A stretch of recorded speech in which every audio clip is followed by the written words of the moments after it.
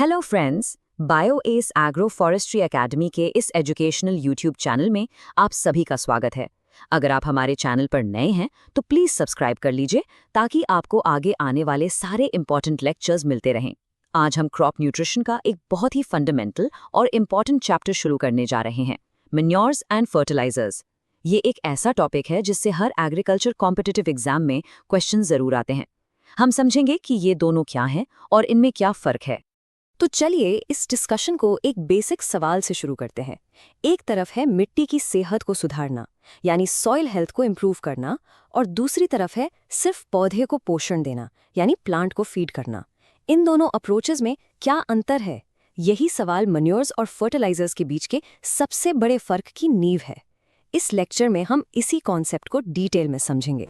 इस सवाल का जवाब ढूंढने के लिए सबसे पहले हम उस पारंपरिक तरीके की बात करेंगे जो किसान भाई सदियों से इस्तेमाल करते आ रहे हैं। हम शुरुआत करेंगे ऑर्गेनिक मैन्योर से, जिनका मुख्य उद्देश्य मिट्टी में एक कुदरती, एक नेचुरल फर्टिलिटी बेस तैयार करना होता है।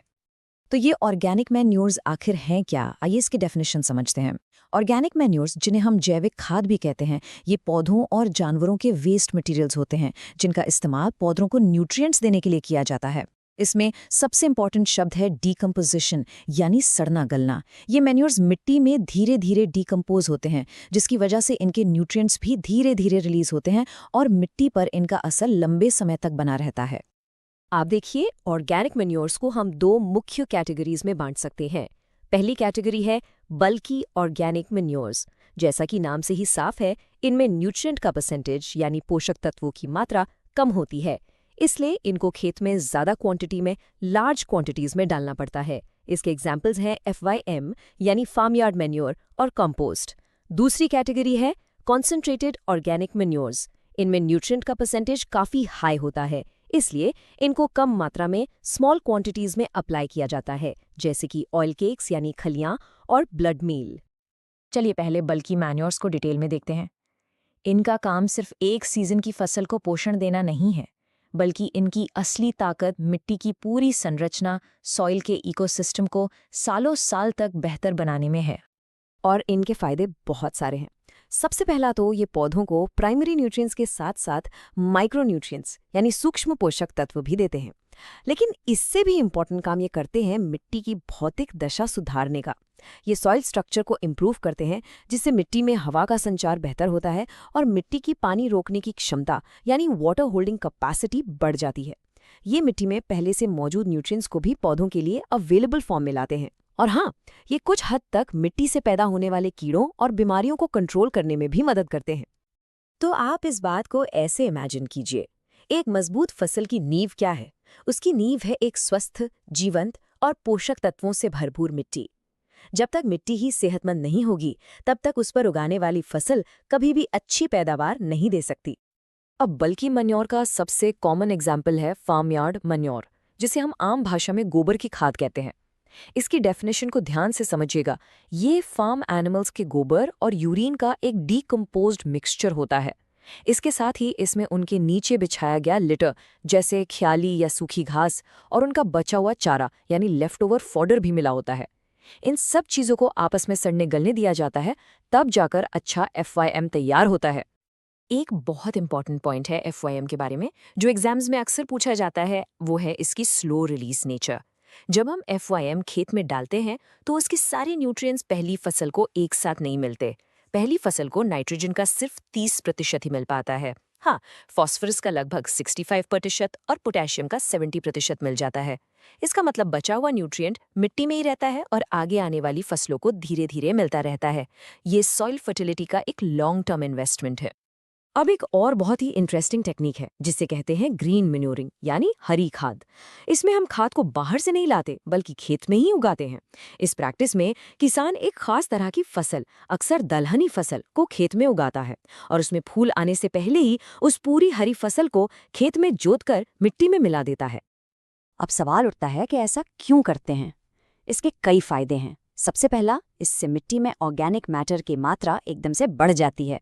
सॉइल स्ट्रक्चर बेहतर होता है। जब दालनी फसलों यानी लेग्यूमिनस क्रॉप्स का इस्तेमाल करते हैं, जैसे कि सनई या धैंचा, तो उनकी जड़ों में मौजूद बैक्टीरिया हवा से नाइट्रोजन लेकर मिट्टी में फिक्स कर देते हैं। ये नाइट्रोजन का एक मुफ्त और कुदरती सोर्स है। इसके अलावा ये खेत में खरपतवार यानी वीड्स को भी कम करता है। तो हमने बल्की मैन्योर्स को समझा जो मिट्टी को सुधारते हैं। अब आते हैं दूसरी कैटेगरी पर, कॉन्सेंट्रेटेड ऑर्गेनिक मैन्योर्स। ये वो मैन्योर्स हैं जो मात्रा में तो कम लगते हैं, लेकिन उनका असर, उनका पंच बहुत पावरफुल होता है, क्योंकि इनमें न्यूट्रिएंट्स बहुत ज़्यादा होते हैं। इसका सबसे अच्छा एग्जाम्पल है ऑयल केक्स यानी खली। जब बीजों से तेल निकाल लिया जाता है तो जो सॉलिड मटेरियल बचता है उसे ऑयल केक कहते हैं। चलिए कुछ कॉमन ऑयल केक्स में न्यूट्रिएंट कंटेंट देखते हैं। कैस्टो केक में 5.5% नाइट्रोजन है, नीम केक में 5.2%, मूंगफली या ग्राउंडनट केक में 7.3% और सैफ्लावर केक में तो लगभग 7.9% नाइट्रोजन है। ये नंबर्स बल्की मैन्योर्स के मुकाबले काफ़ी ज़्यादा हैं। एग्जाम पॉइंट ऑफ व्यू से ये टेबल इंपॉर्टेंट है, इससे match the following type questions बन सकते हैं। चलिए अब हम टॉपिक का गियर बदलते हैं। अभी तक हम कुदरती चीज़ों की बात कर रहे थे, अब हम चलते हैं लैब और फैक्ट्री की तरफ और बात करते हैं केमिकल फर्टिलाइजर्स यानी रासायनिक उर्वरकों की। दोस्तों, अगर आपको ये लेक्चर अच्छा लग रहा है तो प्लीज़ इसे लाइक और शेयर ज़रूर करें, ताकि ज़्यादा से ज़्यादा स्टूडेंट्स तक ये नॉलेज पहुंच सके। तो फर्टिलाइजर की टेक्निकल डेफिनेशन क्या है? फर्टिलाइजर कोई भी नेचुरल या सिंथेटिक मटेरियल हो सकता है जिसे मिट्टी या पौधों पर अप्लाई किया जाता है ताकि उन्हें ज़रूरी पोषक तत्व मिल सके। हाँ, डेफिनेशन में नेचुरल शब्द है, लेकिन आजकल एग्रीकल्चर में जब भी हम फर्टिलाइजर कहते हैं तो हमारा मतलब उन सिंथेटिक प्रोडक्ट से होता है जो फैक्ट्री में तैयार किए जाते हैं। इनका एक ही मकसद होता है, पौधे को सीधा पोषण देना। आइए मैन्योर्स और फर्टिलाइजर्स के बीच के मुख्य अंतर को आसान भाषा में समझते हैं। पहला, सोर्स। मैन्योर्स नेचुरल होते हैं जबकि फर्टिलाइजर्स आर्टिफिशियल यानी मैन मेड होते हैं। दूसरा, न्यूट्रिएंट कंटेंट। मैन्योर्स में न्यूट्रिएंट्स कम होते हैं, फर्टिलाइजर्स में हाई होते हैं। तीसरा, form. Manures complex organic form में होते हैं, जबकि फर्टिलाइजर्स सिंपल सॉल्ट्स होते हैं जो पानी में जल्दी खुल जाते हैं। चौथा, रिस्पॉन्स टाइम। मैन्योर्स धीरे धीरे 30 दिन से भी ज़्यादा में असर दिखाते हैं, जबकि फर्टिलाइजर्स का असर बहुत तेज़ी से होता है। और आखिरी, साइड इफ़ेक्ट्स। मैन्योर्स का कोई साइड इफ़ेक्ट नहीं है, उल्टा वो मिट्टी को सुधारते हैं, जबकि फर्टिलाइजर्स के ज़्यादा इस्तेमाल से मिट्टी और पानी पर बुरा असर पड़ सकता है। फर्टिलाइजर्स को भी आगे क्लासिफाई किया जाता है। ये क्लासिफिकेशन एग्जाम के लिए बहुत इंपॉर्टेंट है, इसको ध्यान से सुनिए। पहले आते हैं स्ट्रीट फर्टिलाइजर्स। ये वो फर्टिलाइजर हैं जो सिर्फ एक प्राइमरी न्यूट्रिएंट देते हैं। इसका सबसे बेस्ट एग्जाम्पल है यूरिया, जो सिर्फ नाइट्रोजन देता है। दूसरे हैं कॉम्प्लेक्स फर्टिलाइजर्स। इनमें 2 या 3 न्यूट्रिएंट्स आपस में केमिकली जुड़े होते हैं। हर दाने में वही न्यूट्रिएंट्स मिलेंगे, जैसे कि DAP, जिसमें नाइट्रोजन और फॉस्फोरस दोनों होते हैं। और तीसरे हैं मिक्स्ड फर्टिलाइजर्स। ये स्ट्रेट फर्टिलाइजर्स को बस फिजिकली मिक्स करके बनाए जाते हैं। अगर हम भारत के संदर्भ में बात करें तो यहाँ नाइट्रोजन वाले फर्टिलाइजर्स का इस्तेमाल सबसे ज़्यादा होता है। कुल फर्टिलाइजर कंजम्पशन का 80% से भी ज़्यादा हिस्सा नाइट्रोजनस फर्टिलाइजर्स का है, और इन सब में सबसे ज़्यादा इस्तेमाल होने वाला फर्टिलाइजर है यूरिया। तो यूरिया इतना पॉपुलर क्यों है? इसका जवाब इस नंबर में है। यूरिया में 46% नाइट्रोजन होता है। ये नंबर बिल्कुल याद रखिएगा, डायरेक्ट MCQ बनता है। इतना हाई कॉन्सेंट्रेशन होने की वजह से इसको ट्रांसपोर्ट करना और खेत में अप्लाई करना सस्ता पड़ता है, इसलिए ये किसानों के बीच इतना कॉमन है। तो आइए अब इस पूरे डिस्कशन को समराइज करते हैं। जो मुख्य बात आपको याद रखनी है, जो इस पूरे टॉपिक का सार है, वो है फिलॉसफी का फर्क। क्या हमारा फोकस मिट्टी की लंबे समय की सेहत पर है या फसल को तुरंत पोषण देने पर?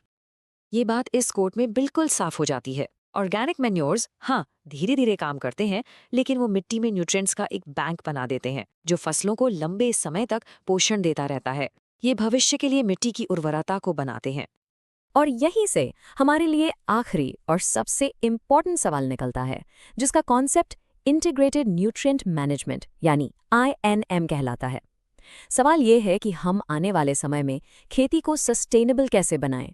इसका जवाब शायद मैन्योर या फर्टिलाइजर में नहीं, बल्कि मैन्योर और फर्टिलाइजर में है। हमें ऑर्गेनिक मैन्योर्स की मिट्टी बनाने की शक्ति को केमिकल फर्टिलाइजर्स के तेजी से असर करने वाले गुण के साथ एक संतुलित तरीके से कैसे इस्तेमाल करना चाहिए, ताकि हमारी खेती प्रोडक्टिव भी हो और एनवायरनमेंट फ्रेंडली भी। चलिए, तो आज का लेक्चर यहीं समाप्त करते हैं। जाने से पहले हमारे चैनल को सब्सक्राइब करना न भूलें और बेल आइकॉन जरूर दबाएं। अगले लेक्चर में मिलते हैं। धन्यवाद।